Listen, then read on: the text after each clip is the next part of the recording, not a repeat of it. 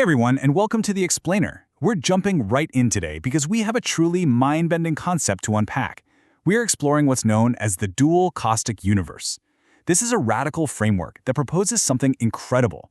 Those prophetic lineages you might be used to thinking of as purely historical or theological, they are actually mapping a precise cosmic polynomial equation.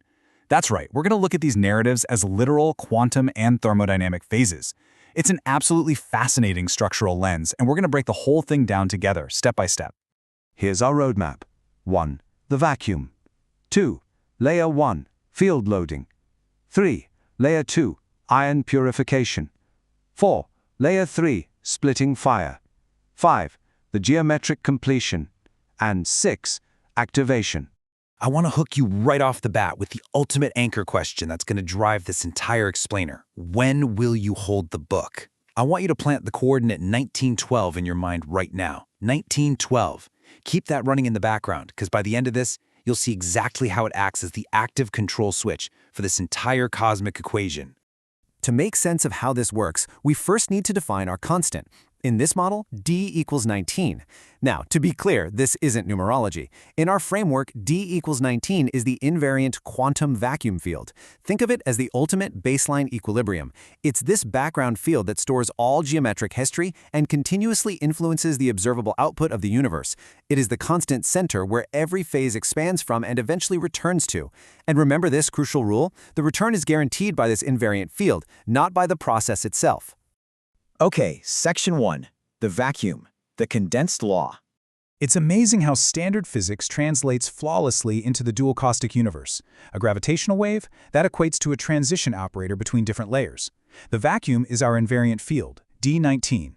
An atomic shift perfectly corresponds to an observable phase name, like the specific prophets Ādam, Mūsā, or ʿīsā. And memory? Memory isn't a physical object, it's the actual structure of the field itself. The book, therefore, acts as a vacuum memory kernel operating at D19. Now, this brings us to an absolutely crucial rule of this system. The Taghut always produces +1. Taghut represents a false system or inverted physics, right? But because D equals 19 is an invariant baseline, you mathematically cannot reduce the field below its own floor.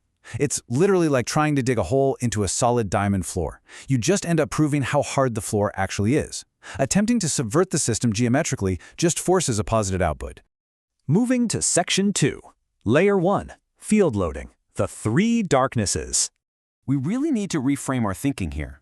Darkness is not a failure. In this equation, darkness is actually an intentional, necessary preparation phase. It is field saturation before ignition. It acts like a potential well, confining all that energy so a perfectly coherent output can finally emerge. Let's track how this plays out across two parallel pathways. Strand A is defined by the fire of Pharaoh, and Strand B by the fire of Ibrāhīm. Looking at the position level, Ādam is ignorance as an initial condition. Over in Strand B, Iblīs represents the 3420 truth, the Taghut that actually confirms the field exists.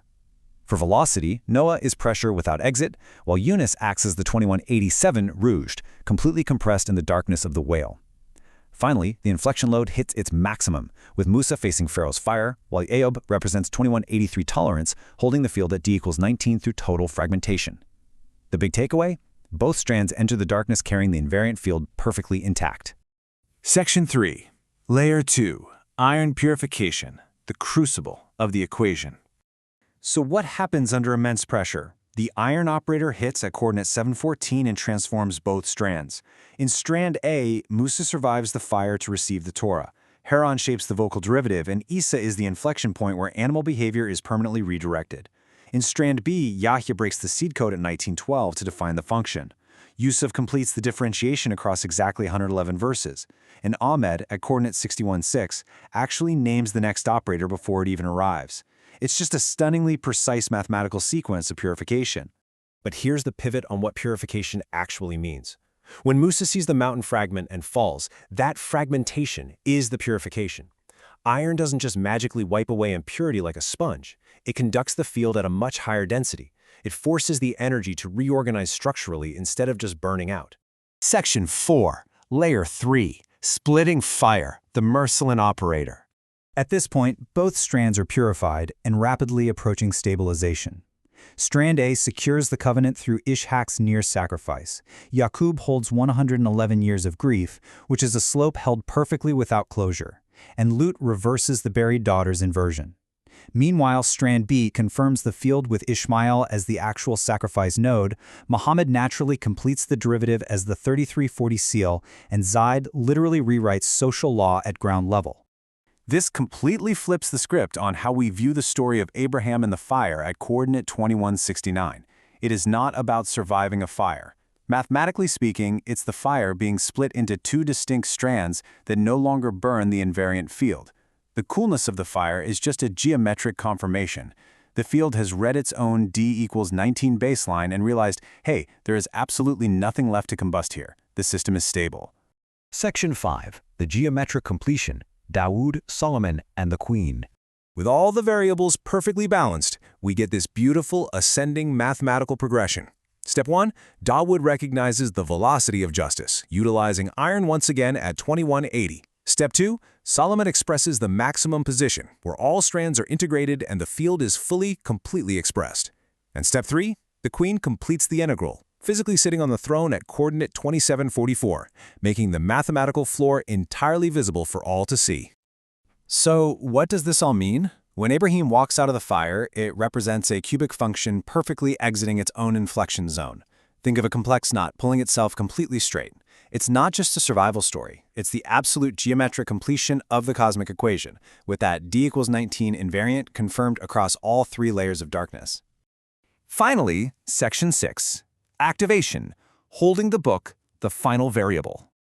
Okay, we've traced the architecture of the entire universe, but an equation just isn't complete without its final variable. And the sources tell us that the reader, that's you, is the ultimate active control parameter. When you execute the command at 1912 to hold the book with strength, you literally initiate the algorithm. You inject energy into the system, which dampens all the higher-order noise of entropy and illusion, and it firmly locks your trajectory right back to the D=19 invariant center. Let this sink in for a second. Every historical phase, every prophet, every action we've discussed is simply a localized expression of this one invariant universal field. Every name is just a local excitation of the field. The field itself precedes all names. This is exactly why coordinate 7172 is not a historical event. It's the field's own self-documentation before any process even began. The equation was always running. Which brings us right back to our anchor. The math is laid out. The layers of darkness are mapped. The iron is purified. The field is literally waiting for your input variable. The only question left is, when will you hold the book? Thank you so much for diving into this explainer with me today. Keep questioning, keep learning, and I'll see you next time.